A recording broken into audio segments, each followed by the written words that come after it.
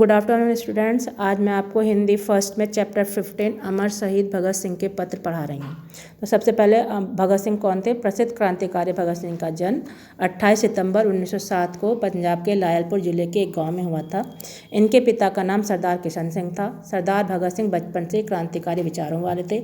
बड़े होने पर ये ब्रिटिश साम्राज्य को जड़ से उखाड़ फेंकना चाहते थे।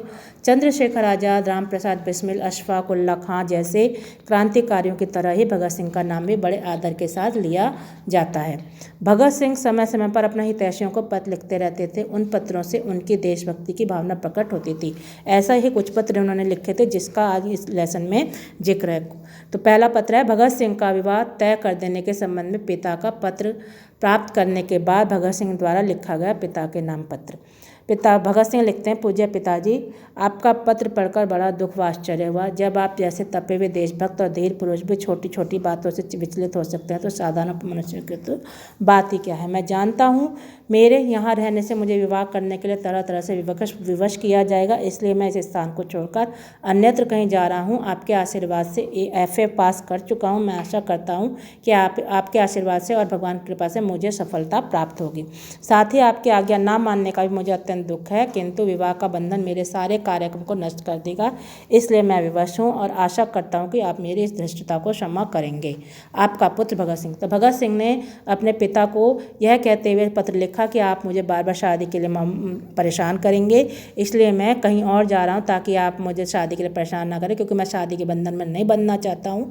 क्योंकि अगर मैं शादी कर लिया मैंने तो मैं जो अपने देश के लिए कार्य करना चाहता हूँ वो नहीं कर पाऊँगा। दूसरा पत्र है, जेल से माँ से भेंट ना होने पर भाई कुलवीर सिंह को पत्र। जब वो जेल में थे उस समय उनको माँ उनसे मिलने आई थी और उनसे मुलाकात नहीं हो पाई थी, तब उन्होंने अपने भाई को पत्र लिखा। प्रिय भाई कुलवीर सिंह जी, सत श्री अकाल। सत श्री अकाल यानी प्रणाम, नमस्ते। मुझे ये जानकर कि एक दिन तुम माँ जी को साथ लेकर आए और मुलाकात का आदेश नहीं मिलने से निराश होकर वापस लौट गए, बहुत दुख हुआ। तुम्हें तो पता चल चुका था कि जेल में मुलाकात की इजाज़त नहीं देते, फिर माँ जी को साथ क्यों लाए? मैं जानता हूँ कि इस समय वे बहुत घबराई हुई हैं, लेकिन इस घबराहट और परेशानी का क्या फ़ायदा?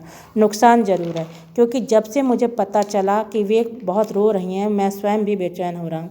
घबराने की कोई बात नहीं, फिर इससे कुछ मिलता भी नहीं। मतलब उन्होंने अपने भाई को समझाते हुए लिखा कि भाई तुम्हें माँ को यहाँ नहीं लाना चाहिए था, क्योंकि यहाँ लाने से उन्हें जेल में मुझसे मिलने नहीं दिया, लेकिन उनकी बेचैनी ज़रूर बढ़ गई और साथ ही मैं भी बेचैन हो रहा हूँ, जबकि इससे कोई फ़ायदा नहीं है।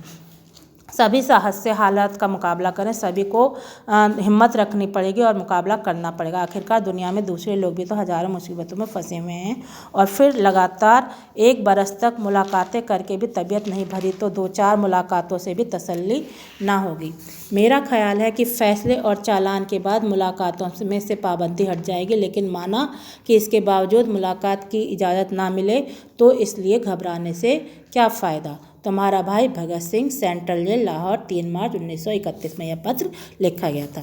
इसके साथ तीसरा और आखिरी पत्र, बलिदान से एक दिन पहले कैदी साथियों को लिखा गया अंतिम पत्र। यानी बलिदान यानी उनको फांसी की जब सज़ा दे दी गई थी तो उससे एक दिन पहले अपने कैदी साथियों को उन्होंने पत्र लिखा था।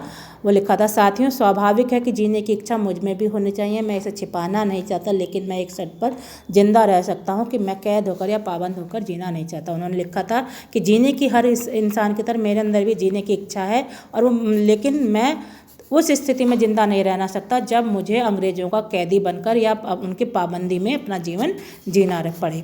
मेरा नाम हिंदुस्तानी क्रांति का प्रतीक बन चुका है और क्रांतिकारी दल के आदर्शों और कुर्बानियों ने मुझे बहुत ऊंचा उठा दिया है, इतना ऊंचा कि जीवित रहने की स्थिति में इससे ऊंचा मैं हरगिज नहीं हो सकता।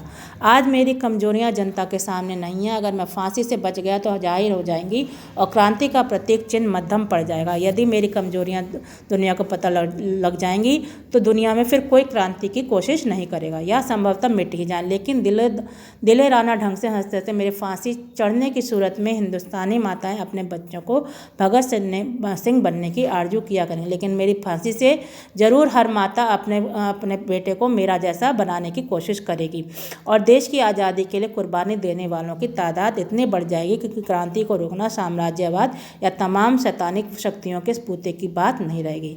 हाँ, एक विचार भी मेरे मन में आता है कि देश और मानवता के लिए जो कुछ करने की हसरतें मेरे दिल में थीं उनका 1000वां भाग भी पूरा नहीं कर सका। अगर स्वतंत्र जिंदा रह सकता तब शायद इन्हें पूरा करने का अवसर मिलता और मैं इतनी अपनी हसरत पूरी कर सकता, लेकिन उन्हें इस बात का दुख था कि वो अपने देश को आज़ाद किए बगैर दुनिया से अलविदा लेता, क्योंकि वो जीकर अपने देश के लिए कुछ करना चाहते थे, आज़ाद देश के लिए। इसके सिवाय मेरे मन में कभी कोई लालच फांसी से बचने का नहीं आया। इसके सिवा उनके मन में कोई लालच नहीं था कि वो फांसी से बचें। मुझसे अधिक सौभाग्यशाली कौन होगा।